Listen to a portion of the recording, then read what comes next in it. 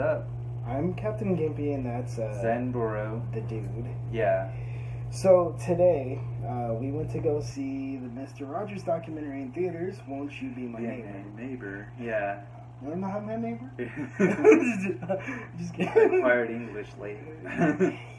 Yeah. I acquired it early and still mess it up, so I don't know if it makes a difference. Yep.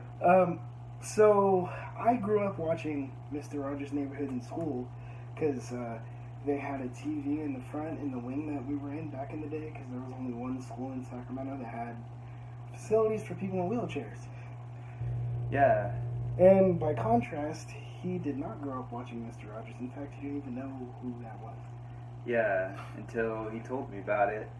So yeah. For me, I got to see things that I didn't know, as well as relive a lot of my favorite episodes growing up, but mostly I didn't see any of them, but it was a pretty interesting documentary about the man and his creation. Yeah. So one thing that I don't think we both didn't know this because you didn't know anything, and there were things that I didn't know, was that there was a program before Mr. Rogers' Neighborhood called Children's Corner, which he did with a woman, and he was the puppeteer and musician on that show and wrote a lot of the scripts. And he felt it was too slapsticky to use the documentary's word, and that's what gave him. And then he went off to seminary. He was a Presbyterian minister. He was not a Navy SEAL. Yeah. Or anything even remotely approaching that. He was a Presbyterian minister. He went off to seminary and then came back with a renewed mission to produce educational programs for little kids. Yeah. That his goal was to teach us all that emotions were manageable, mentionable, and that you could name them and put a handle on them so that you could kind of guide them. Not necessarily super control them, but steer them. Yeah. And apparently I didn't learn well enough. But it was really cool, and I was supposed to be somewhere today, but I went to see this movie instead, and to be quite honest, I probably did the better thing. Yep. Because it was the first time since I quit being religious that I felt like I was in church or something. So, apparently I needed that. Yeah, I suppose I did too, because the way he was talking about how sock puppets and stuff are like a channel for repressed emotions and all that. He grew up in an era where sadness and anger weren't really considered socially acceptable. Yeah. So Mr. Rogers mentions that piano and his own imagination, it was a way to channel those negative feelings. And it's weird because I feel like in this society today we don't really have that. I definitely agree. Collectively. Yeah. Some people do have a way of letting their emotions out, but collectively, I feel like there are a great many people in our society today that don't know who they are. Yeah. They don't recognize their feelings, they don't know what to do with them or where to put them. So often we find ourselves in situations where we put those feelings on other people, and expectations build and things crumble.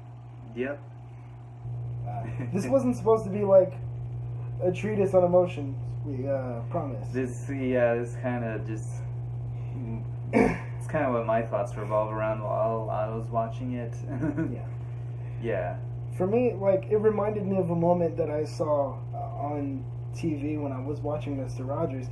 It was the first time I had ever seen kids with disabilities where people weren't making fun of them. Yeah. Because I grew up with people making fun of me all the damn time. So did you. And that was the first place where, I heard somebody say, oh, it's okay to be like that, and your chair is cool. It's not, Yeah, it's not it's not something that makes you less than human. It's something to be explored, talked about, so people can get to know you and your situation, but it's not something to make fun of. It's not a novelty. It's not a sideshow. Yeah, and that was the the documentary was trying to outline that philosophy, those philosophical undercurrents of his show. Yeah. And since he never saw Mr. Rogers, I think that documentary was one of the best introductions that he could have ever had.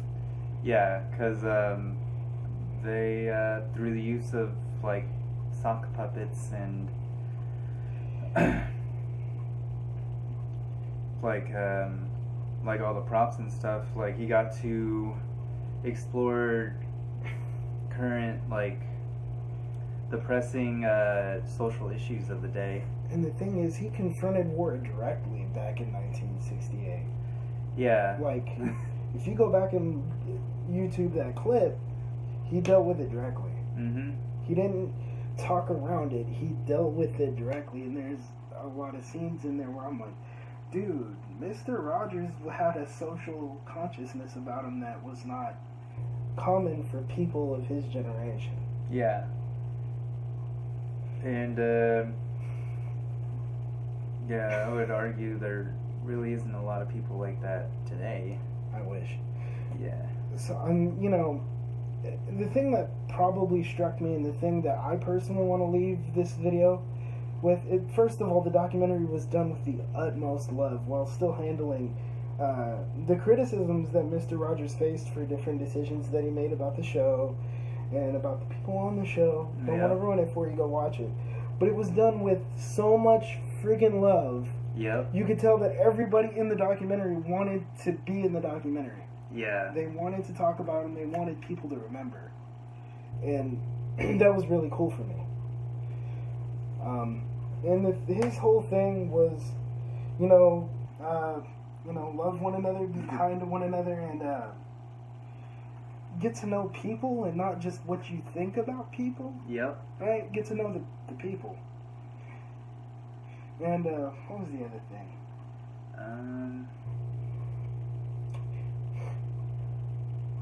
Damn, I forgot what I was going to say.